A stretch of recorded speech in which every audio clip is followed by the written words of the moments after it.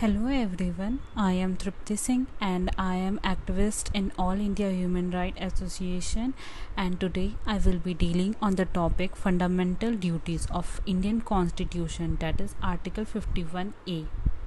Originally, there was no fundamental duties in Constitution of India.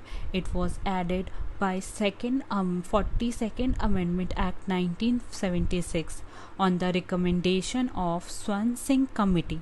It is inspired from Constitution of USSR.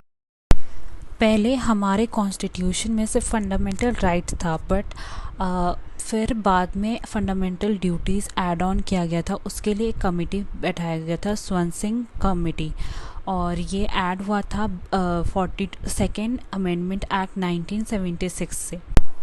ये जो 42nd amendment 1976 है, ये बहुत important है. इसके तहत बहुत सारे अमेंडमेंट हुए हैं और जिसके कारण इसे मिनी कॉन्स्टिट्यूशन भी बोला जाता है.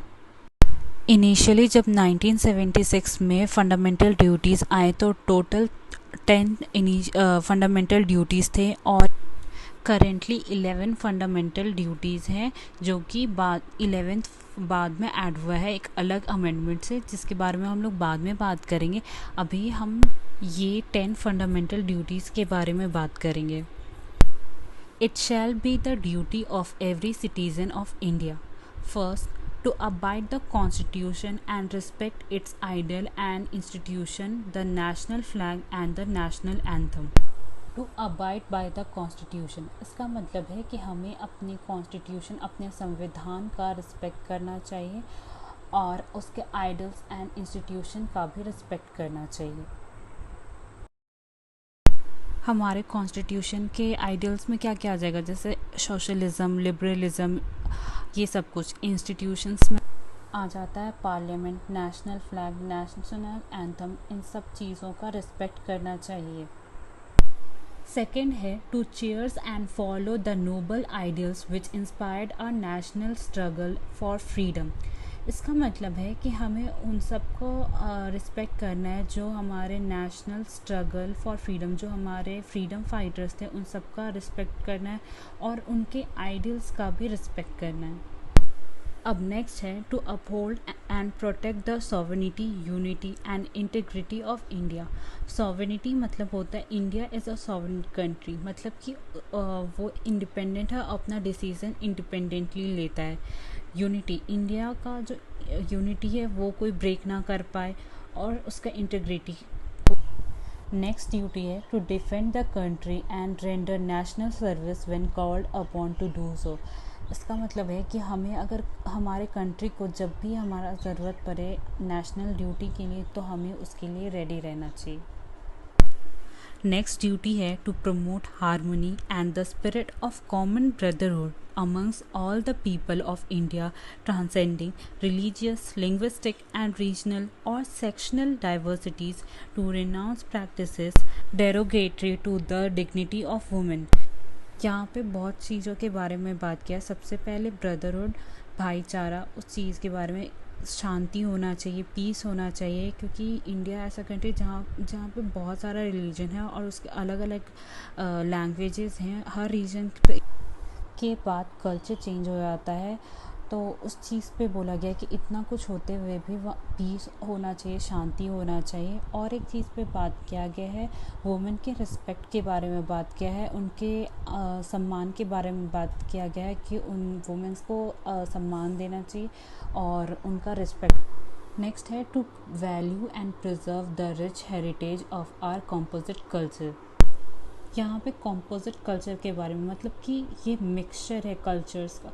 तो हम कहा गया है कि हमें, मतलब हम सिटीजन्स को ही अपने हेरिटेज का वैल्यू करना चाहिए, क्योंकि पहले अगर हम उसको वैल्यू नहीं करेंगे तो उसको प्रिजर्व कैसे करें. तो हमें वैल्यू करना चाहिए एंड अपने हेरिटेज का प्रिजर्व करके रखना चाहिए.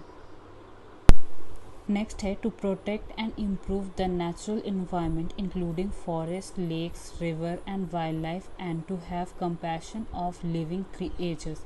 इसका मतलब है कि हमें ही अपने इन्वायरमेंट का, फॉरेस्ट का, वाइल्ड लाइफ का प्रोटेक्ट करना है और लिविंग क्रिएचर के प्रति क्रूअल बिहेवियर नहीं रखना है. नेक्स्ट है to develop the scientific temper, humanism and spirit of inquiry and reform. इसमें कहा गया है कि हमें ह्यूमनिज्म लाना होगा, हमें अपने अंदर इंसानियत रखना चाहिए, कुछ भी ऐसी नहीं मानना चाहिए, उसमें साइंटिफिक सोच रखना चाहिए और सोच को बदलना चाहिए आगे, ताकि उस हमारा कंट्री का डेवलपमेंट हो। नेक्स्ट है safeguard public property and to observe violence. जब भी कंट्री में दंगा होता है तो सबसे पहले लोग पब्लिक प्रॉपर्टी को डिस्ट्रॉय करने लगते हैं, जो कि गलत है। As a citizen of this country हमारा ड्यूटी है कि हम पब्लिक प्रॉपर्टी को प्रोटेक्ट करें, क्योंकि वो पब्लिक का प्रॉपर्टी है, तो हमारा रिस्पॉन्सिबिलिटी है उसे प्रोटेक्ट करना। जिसे भी प्रोटेस्ट करना है वो बिना पब्लिक प्रॉपर्टी को डिस्ट्रॉय किए, बिना वायलेंस के प्रोटेस्ट कर सकता है। नेक्स्ट है to strive toward excellence in all phases of individual and collective activity so that nation constantly rises to higher level of endeavours and achievement.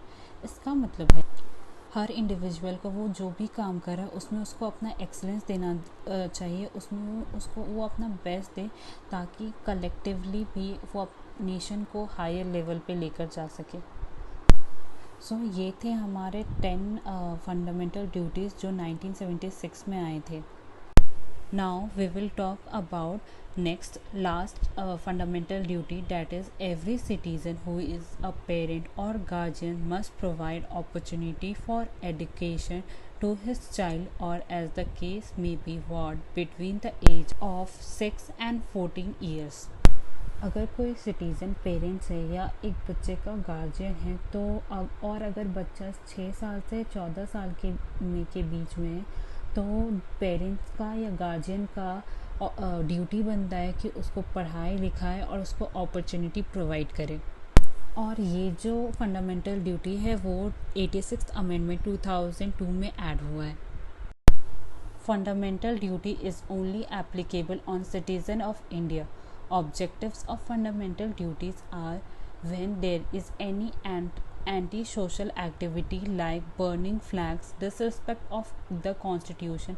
Against all these anti-social activities, fundamental duties act as a warning that you cannot supposed to do like this. Second is fundamental duty is a kind of reminder also that you have the right to enjoy your fundamental right, but along this you have to be responsible towards your duty. Third, to achieve the national goals, fundamental duties promotes discipline and commitment. Loophole on fundamental duties. The biggest loophole of fundamental duty is that it is a non-enforceable rights. Non-enforceable means if you not follow the fundamental duties, then also you can't be fined or penalized for not following the fundamental duties. For this reason, fundamental duties is also known as sanctionless duties, but this loophole can also be overcome if Parliament enact a law, then the duties can also be enforced. Now we will be dealing with the case laws related to fundamental duties. Case Baiju Emmanuel versus State of Kerala. This case is also known as National Anthem case. In this case, it was said that on personal religion or on the sentiments of faith, if you can't sing national anthem, then it's okay. But Article 51A Clause A says that it is every citizen's duty to respect national flag.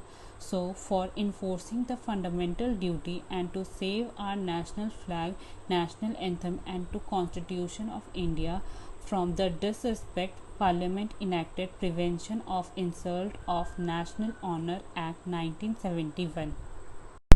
Next case is MC Mehta versus Union of India. In this case, Supreme Court held that to fulfill the mandate of Clause G of Article 51A on every educational institution, central government should introduce the lesson of protection and improvement of natural environment. For fulfilling the mandate of the article, Wildlife Protection Act helped it. This is it for today. Thank you. Hope you like the video.